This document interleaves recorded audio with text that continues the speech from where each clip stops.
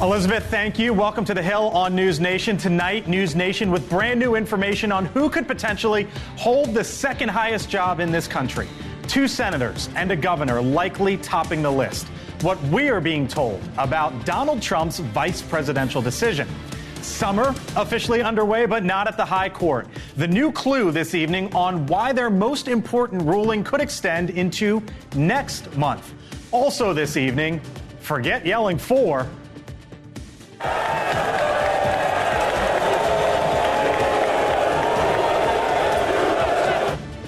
How climate protesters struck again. Will they ever stop? Plus, he just might be the wealthiest political lightning rod. But now Elon Musk is calling out both sides, and the Golden Arches axed. Why one well-known McDonald's is now forced to close up shop. Come on in. I'm Blake Berman. This is The Hill on NewsNation.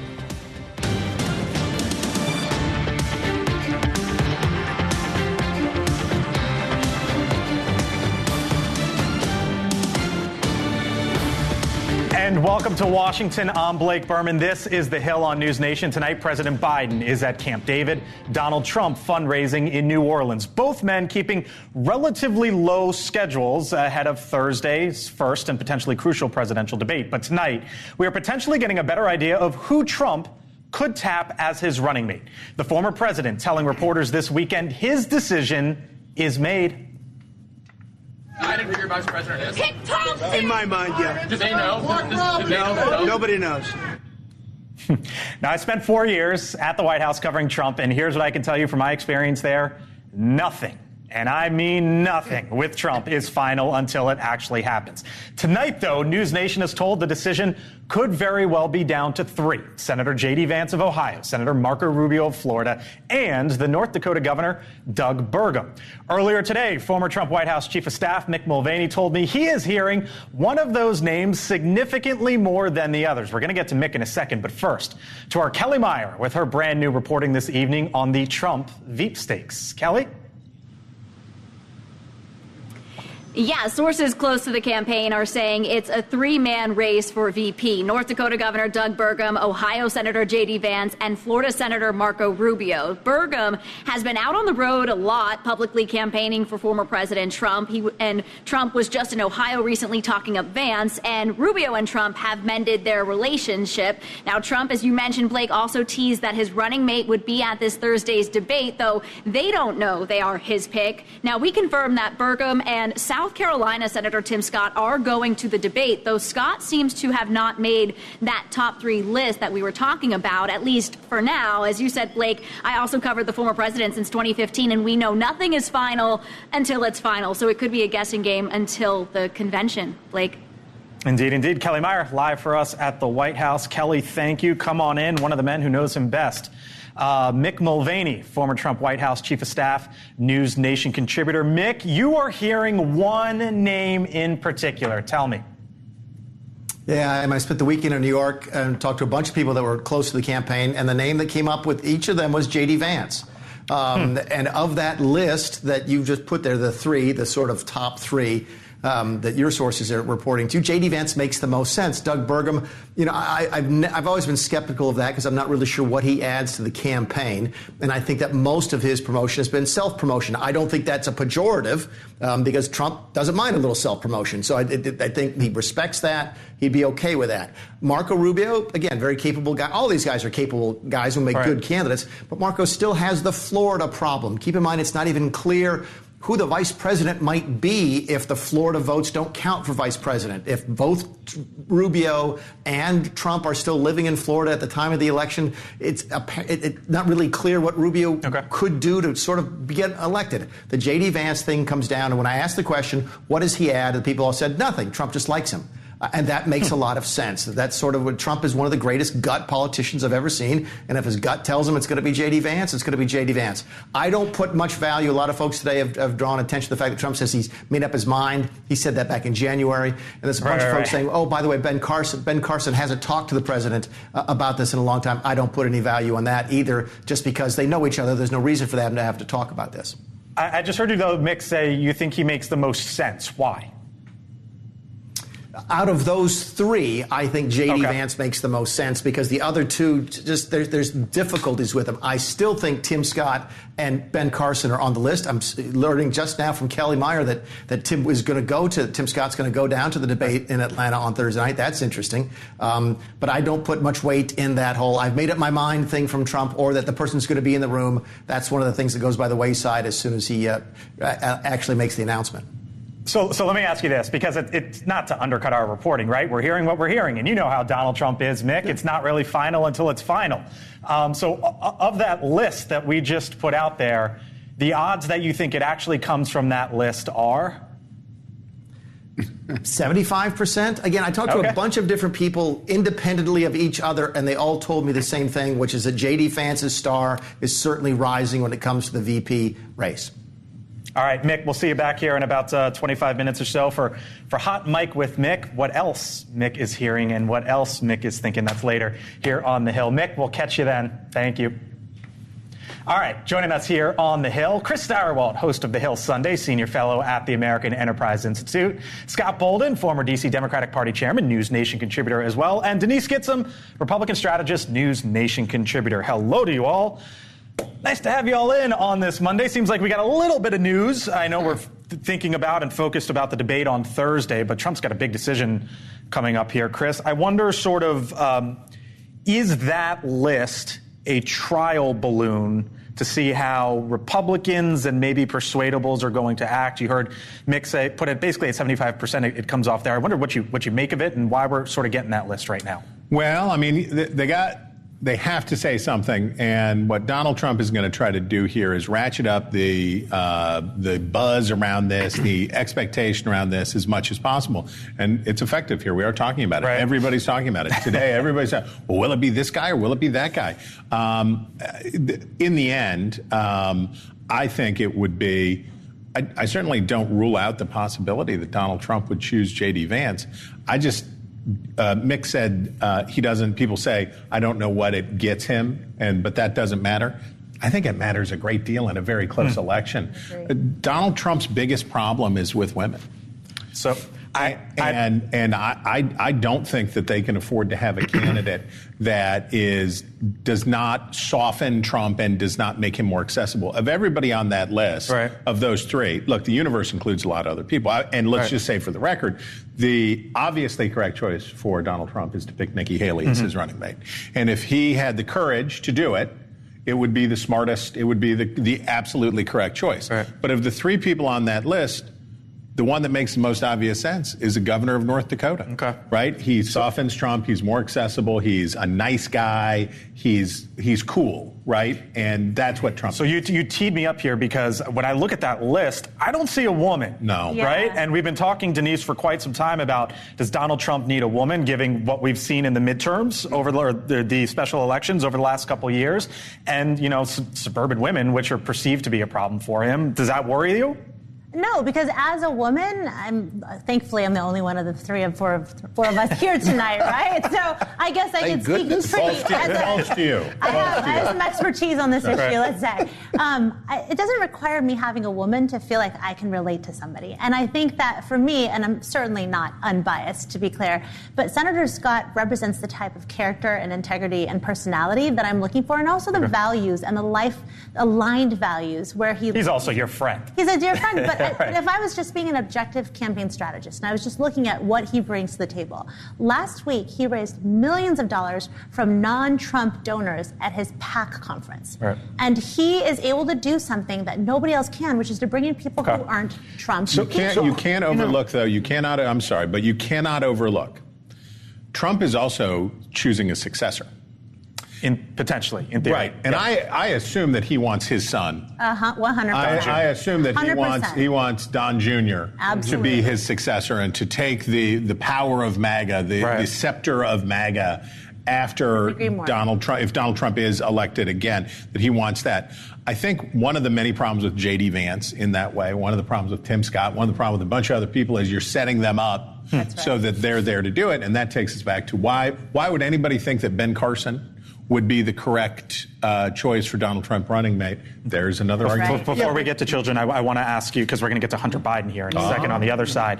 Who scares you as a Democrat when you look at that list? None of those three. In fact, those three don't add anything. But then Donald Trump's a different politician. He doesn't need a VP to add to him. He's got his solid 45%. I think you're right. Where his flank is open is with women and people of color. And I think that the Republicans have been flirting with this idea of getting more minority vote, and I don't think that's real, but he could pick Tim Scott for the fundraising, as well as thinking that's going to get him an edge and take from the Democrats. And Rubio's on that list as an appeal to traditional Republicans, because Rubio used to be a traditional Republican. Used to be, but I don't think Trump cares much about that. I think Rubio is like, remember what Trump did to Romney, where he made him try out to be at the dinner when we all had the picture. And he's like, sorry, not for you. I feel like he may be doing. I don't think there's going to be any of those three. I tell you, what I hope it is J.D. Vance, because J.D. Vance, J.D. Vance was a former Trump critic, and I can see the ads going against him in a really major way. All right, breaking developments. Meantime, tonight about Hunter Biden, the president's son, is asking for a new federal gun trial after being convicted on 3 felony counts. It is a long shot bid, but his attorneys are seeking the new trial based on a procedural claim as well as a recent Supreme Court ruling. Come on in, Jesse Weber, NewsNation legal contributor. Jesse, hello. Happy Monday, the start of, I'm sure, one of many times we'll talk to you this week. Hunter Biden, long shot bid. Why is he doing this? Well, he wants a new trial. And it's a creative argument when you break it down. Essentially, he's saying that the trial court didn't have jurisdiction to try the case. And what he said is before this trial happened, he raised a number of issues on appeal. They were all shot down. But he said the appellate court never issued what's known in the law as a mandate. It's basically a legal order telling the lower court, hey, we decided this, jurisdiction goes back to you. Legally speaking, he's correct. The trial court wouldn't have jurisdiction until they issue that mandate. I think the counter argument to that would be, if this is the first time his team brought that up, is it a little too late? And the trial court would say a number of these appellate issues that he brought up, it doesn't divest our court of jurisdiction. So it's a creative argument. I'm curious to see where it goes. And in terms of that recent Supreme Court decision, I have to tell you, I thought it was very interesting. He was going to use that decision no matter what happened. So remember, that was the decision that basically said that if you have a domestic violence restraining order against you, you cannot have a gun. And he's now, normally, if that was the case and the Supreme Court said that they would have access to a gun, he would say, oh, great, I fit into that. I abuse drugs. I fit in the same way. But he's saying, well, I was never violent. But that's not the issue. That wasn't the issue in his trial. So he's using that to help him any which way. I don't think that argument has much sway. Jesse, speaking of the high court, real quick, we learned today that they're going to be getting arguments or releasing rulings, rather, I should say, as late as this Friday. But that seems to suggest the potential immunity decision as it relates to Donald Trump might not come until next month. Yeah, this is not unusual that the court would extend the term into July, especially when they're dealing with very important issues that aren't just immunity, but particularly when you're dealing with a precedent-setting decision like presidential immunity. I think this might be the last decision. Before they go to recess, they know the controversy surrounding it, and this is not going to be an easy decision. I've said it before, I'll say it again. I don't think they're going to be coming back and saying a president has full immunity, but what limits of the immunity? What is the test to determine what he could or could not be immune for? There are people who are going to be upset about it one way or another. Indeed they will be, one side or the next. Jesse Weber, NewsNation legal contributor. Thank you, sir. You got it.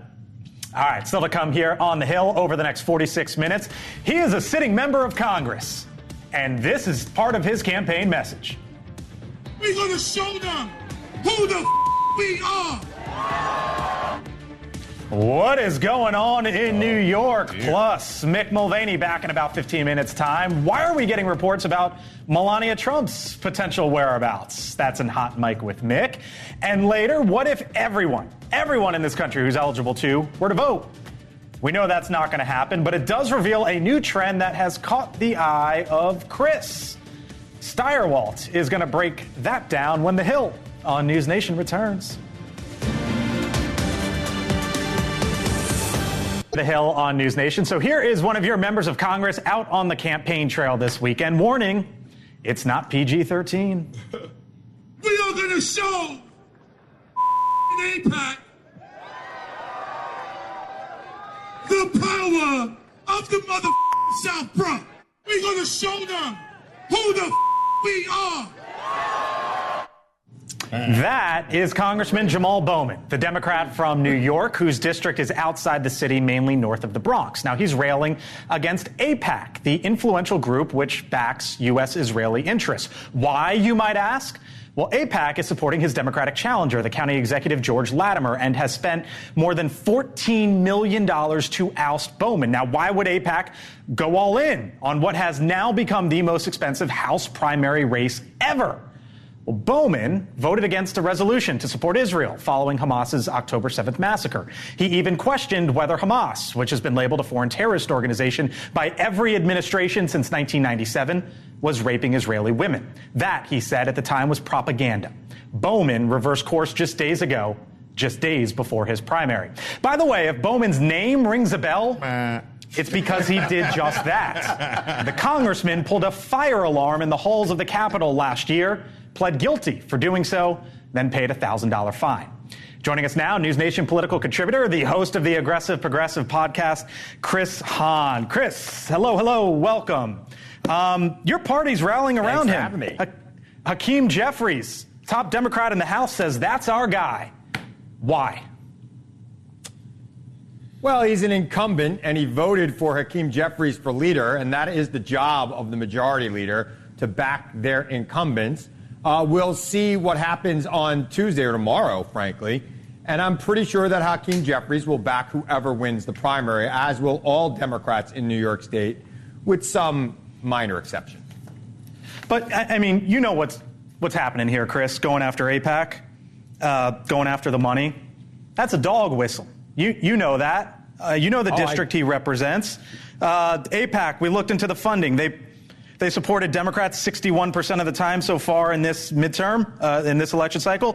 2022 midterm, 62% of the time. 2018, 81% for Republicans. So it's not like they're going after him here because he's a Democrat. It's because of his policy positions to Israel. And when he says that, AIPAC and the money, that's a dog whistle, is it not? Yeah, it's a dog whistle in a district that has a sizable Jewish population. Yeah. And Bowman knows this, right? He beat an incumbent, Eliot Engel, who quite frankly had outlived his useful life in Congress.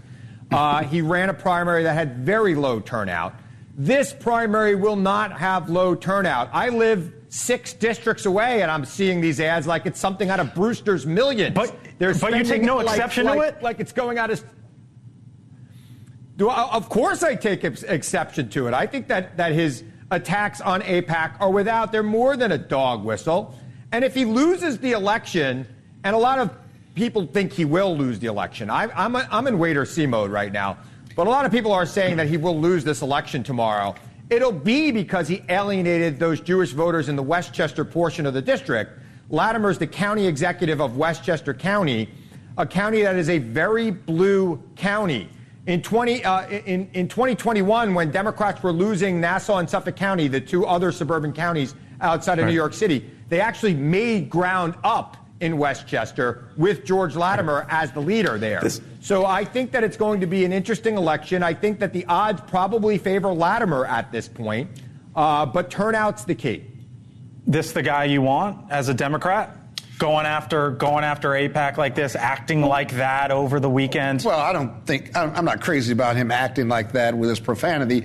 But here's a question for Chris and you maybe. That is, I understand the dog whistle part, but there's no polite debate between Bowman and his opponent and AIPAC right now. AIPAC's put $14 million against him because of his position on Israel, right? So they're entitled to do that, and he's entitled to push back. Now, I don't know if that's a dog whistle or him just being trapped and coming out swinging, if you will. And if he's coming out swinging because he's trying to win an election, I'm not endorsing that behavior, but it's not a dog whistle whereby there's no motivation behind it. There's some motivation here, and AIPAC has put $14 million against him. Well, and you got to start they have a right with to do that.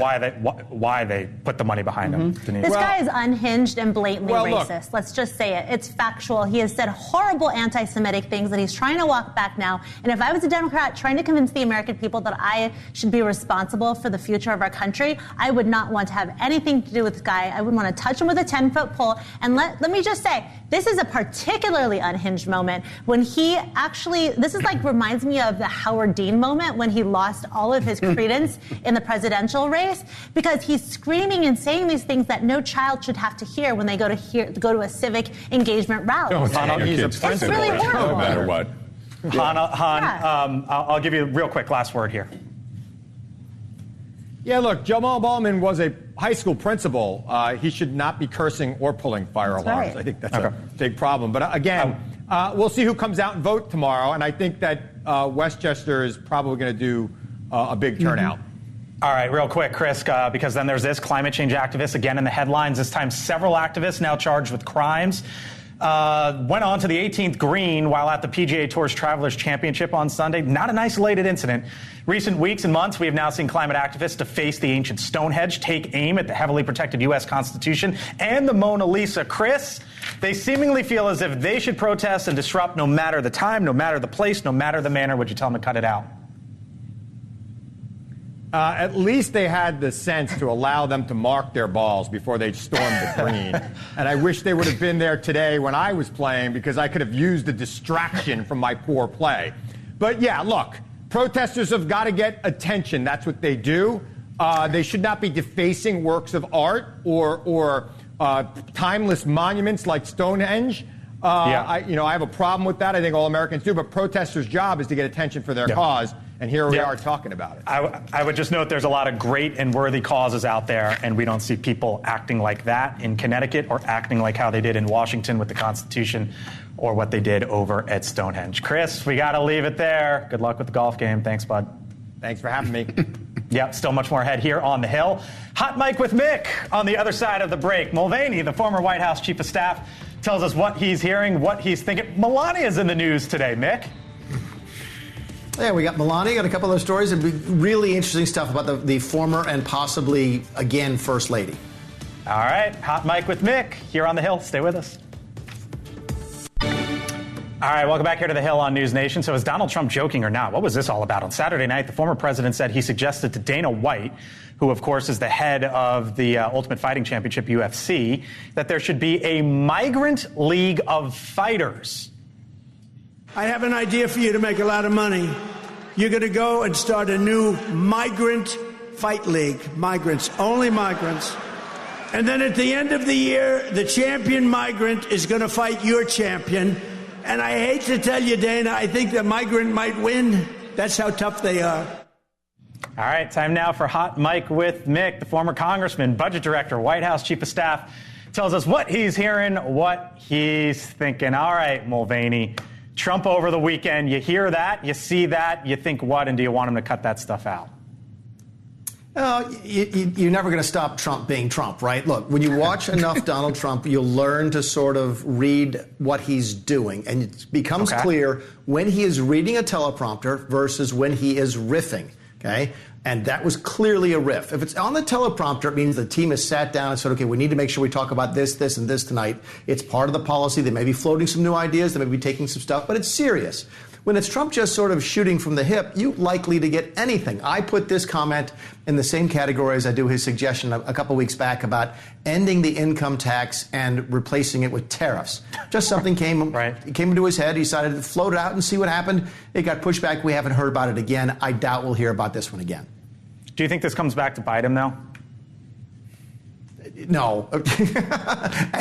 Did you just ask that question about Donald Trump? Of all the things that could come back to bite him, this is the one that you think is going to get him? No, I don't see it. Yeah. Fair enough. All right, Mick. I guess you could say, maybe not an unusual strategy, but clearly a strategy from the Trump campaign for the upcoming presidential debate with President Biden on Thursday. They are starting to go after the moderators. CNN now defending itself after the Trump campaign spokesperson, Caroline Leavitt, claimed that Jake Tapper has been biased against the former president. And then this moment happened. So it takes someone 5 minutes to Google Jake Tapper, Donald Trump, to see that Jake Tapper has consistently, we're going to stop this interview if you're going to keep attacking my colleagues. Adolf Hitler. Ma'am, I'm going to stop this interview if you continue to attack my colleagues. I would like to talk about Joe Biden and Donald Trump, who you work for. Yes. And then she had her microphone cut off, Mick, which is another story and another topic for another day. But I wonder, from your vantage point, sort of what the strategy is here and what they're thinking, and is it good for them to spend time on this? I don't think it hurts. I think it's a valid concern. You have to wonder how the campaign agreed to let CNN host this in the first place. They hate him. I like Jake Tapper. I respect Jake Tapper. I've been on the show a lot of times. He hates Donald Trump. That's visceral. You can get that feeling sitting across the table from him in the way his body language is, the way he asks questions about Donald Trump. And can you imagine being on this show and I said, you know what? I don't think that interview that Leland Vittert last night was that good. And you say, stop. You can't attack my colleague. I'm going to shut this down. That's just absurd that's the attitude, but it's the attitude at the entire network. And I think the Trump administration is right to try and get it out in the open before the debate. Well, Mick, it's hard to follow you on this because Donald Trump gives the media so much material in regard to being critical of his leadership, chaos, corruption, and criminality. I don't know whether it's Jake Tapper hates him because of his politics, but more importantly, because of all the negative energy that he brings to the table. I don't think it's fair to attack the moderators because they've agreed to the moderators, and the moderators have got to be fair and impartial, or they're going to do their best to be that. I don't think there's any runway or any plus for them to attack the moderators after they've agreed to it. What do you say? Let's look at it this way, Scott. See if we could agree with something that if Jake and Dana Bash are so one-sided on Thursday night, it's probably just going to help Trump because it will feed into that narrative that he just can't get a fair shake. It plays into his victimization message. So maybe we agree that the best thing we could possibly get is an absolutely down-the-middle group of moderators on Thursday night, and let's hope that's the case. I'm a little skeptical just because I've dealt with these folks face-to-face. All right. By the way, this Thursday, we have a special night of coverage here on NewsNation. Debate night with Chris Cuomo. Starting at 8, Chris sets the stage for the big debate. Then at 9, you can watch the simulcast here on NewsNation. Our coverage continues right after that. All right, Mick, a lot of headlines today as it relates to Melania Trump. The former First Lady not playing a big role possibly in her husband's presidential campaign. Axios now reporting that she might not return full-time to D.C. This was very, very, very thinly sourced. Why do you think they're throwing this out there, Mick? And you think there's anything to it? You know, Blake, you took the words right out of my mouth. I read that piece. I'm like, goodness gracious, this is not exactly the best research piece I've read in a long time. Look, this is the issue. When you are rich and famous and beautiful like Mrs. Trump was before she was First Lady, being First Lady can be a real step down. You lose the ability to go out. You lose the ability to have friends over. It can be a very confining sort of role. Plus, in the first term, she had a young child to worry about. Now here we are moving into a possible second term. Barron is going to be older. I fully expect her to be engaged. I think she's learned a lot about the role. I've talked to some of her former advisors, and they said she's actually very interested in coming back and doing more as the First Lady. She'd love to be treated sort of apolitically as other First Ladies have been in the past. That there's more of the initiatives that she's interested in, the Be Best program, the Nancy Reagan Just Say No, that type of stuff, the apolitical stuff. She didn't get that in the first term. We don't know if she'll get it in the second, but I wouldn't immediately suggest that she's not coming to the White House if Trump wins. All right. Hot mic with Mick. Haven't seen you in a while, bud. Haven't talked to you in a little bit. Thank you, sir. We'll have you back tomorrow. Not since you turned 21 last week. Happy belated birthday. Thank you. Happy birthday. I lost a little hair. It's on the other side of the camera. Again, another story for another day. Hot mic with Mick. Thank you, sir. We'll catch you soon, Mick. All right. Today marks, by the way, the second anniversary of the Supreme Court's decision to overturn Roe v. Wade. The Vice President Kamala Harris marked the anniversary by saying Donald Trump is guilty of stealing abortion rights. Today, our daughters know fewer rights than their grandmothers. This is a healthcare crisis, and we all know who was to blame: Donald Trump. How do you overcome that message? Because this has been a lose. No matter what you think about abortion, your personal opinion is your personal opinion. We're not going to change it, and other folks aren't going to change it. But this has been a de facto losing issue for Republicans, so how do you counter that? And I pray to God that Democrats continue to pound the table and talk about it. Because well, they've been winning every single time they have. Out of all of the issues that matter to women, 4 in 10 say the inflation rates are the biggest concern and what's going to determine their vote. Abortion ranks 4th in the number of issues that matter to women in determining their vote in November. So the longer that the Biden-Harris administration focuses on the minors instead of the majors, they're going to stay exactly where they are, and they're going to lose this race handily. How much of that are we going to see out of the vice president down here in the home stretch last, 4 months or so now? So to bring these two topics together, if Donald Trump comes out on that stage, right, and he's angry at Jake Tapper, I wholly disagree with my friend and colleague Mick about what Trump needs to bring to this, about what would benefit Trump most. If Jake Tapper gets under Donald Trump's skin, gets up his nose, and Trump is angry, and he is interrupting and doing all that stuff, who's that hurt him with?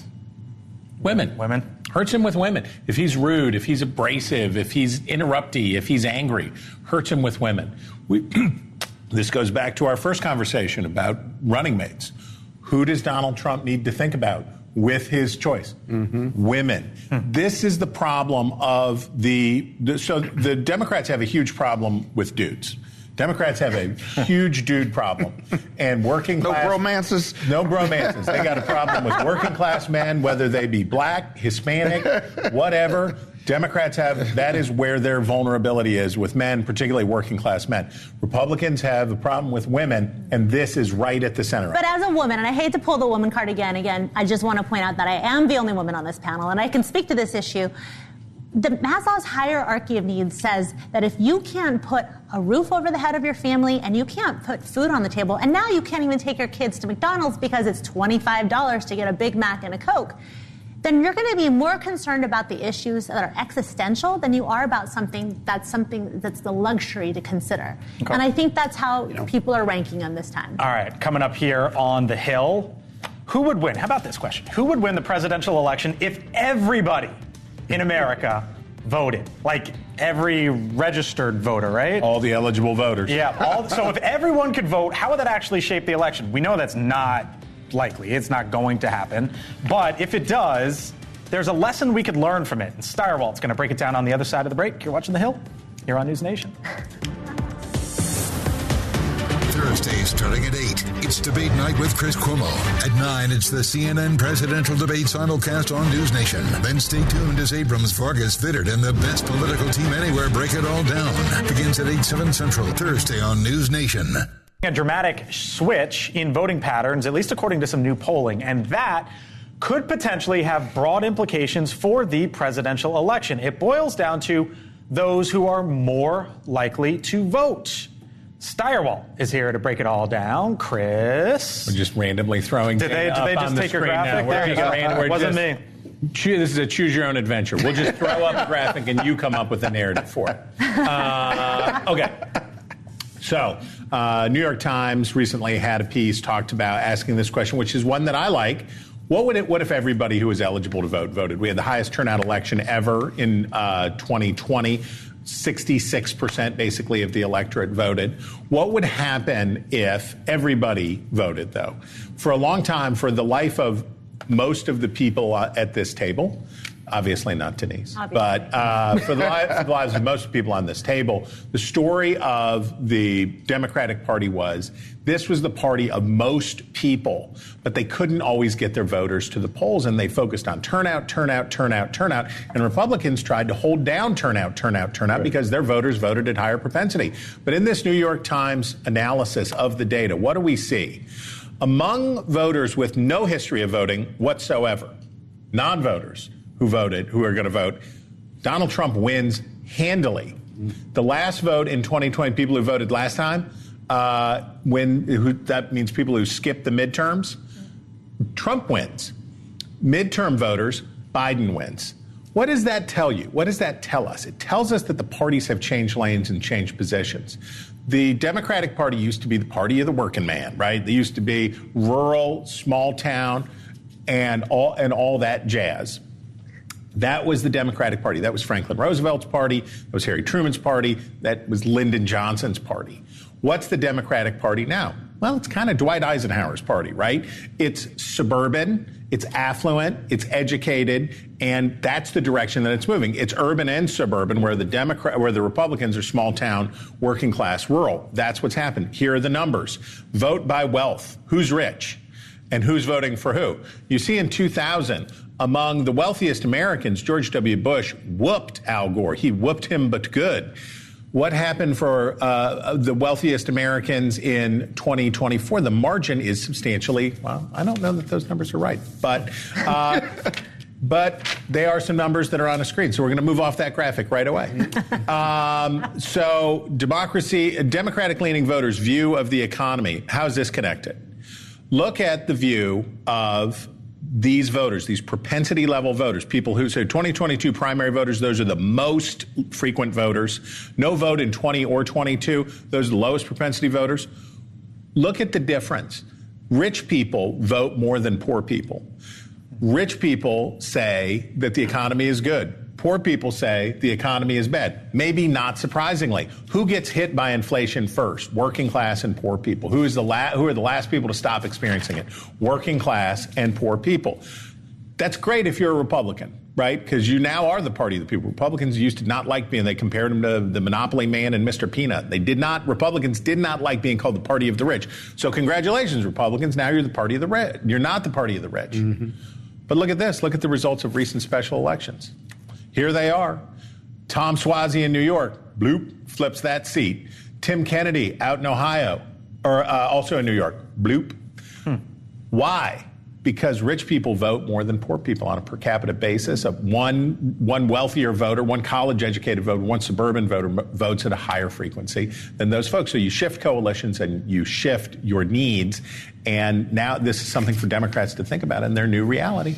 Steyerwalt breaks it down. So we talk about, along that theme, let me ask you, we talk about inflation in the economy. It's the top issue. Right. How does that fold into sort of everything right now as we move closer toward when people really start to pay attention to all this type of stuff? Well, let me put it this way. The Republicans spend a lot of time making it harder for people to vote. They are into making it harder for people to vote. And I get it, because they're worried about fraud, and I understand where they're coming from. This is like a deep-seated thing. But what do those numbers tell us?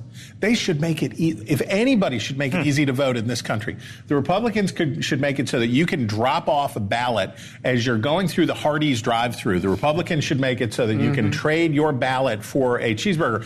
Why do poor people vote at a lower frequency than rich people? It's not that they're worse citizens or worse people. They're busy. They're working multiple jobs. They're in the grinder of life in a way that affluent suburbanites and older people aren't. If you're a single parent and you're trying to make ends meet and you're living in, Coshocton, Pennsylvania, you may not have time to go vote in the way that somebody who lives in Or it may not be a priority, though. Or you may sure. not feel vested if you're poor, the working poor, if you will. And that you see in the young versus older voters. This is something people forget.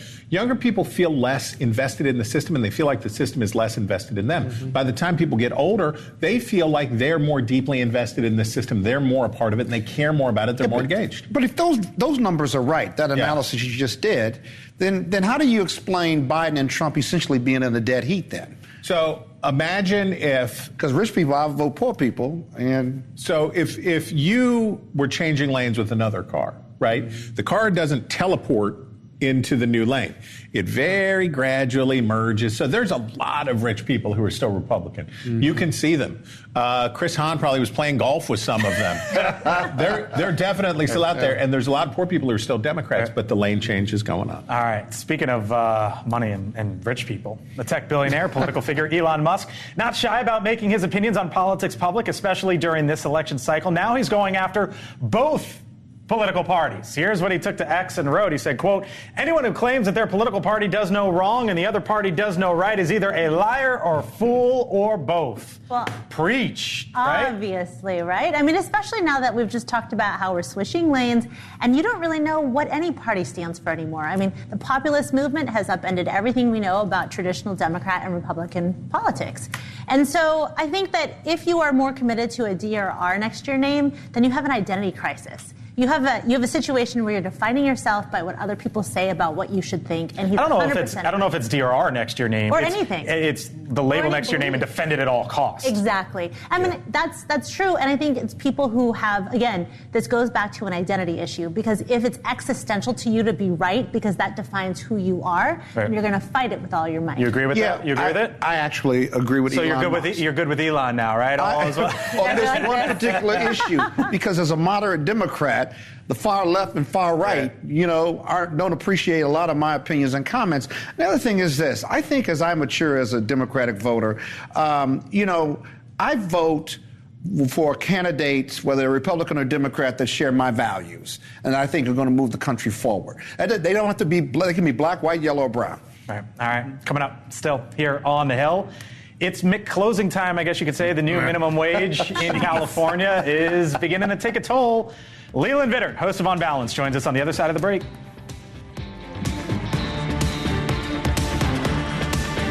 Goodbye here on the Hill. Here's a story that caught our eye. Would you look at this headline out of San Francisco?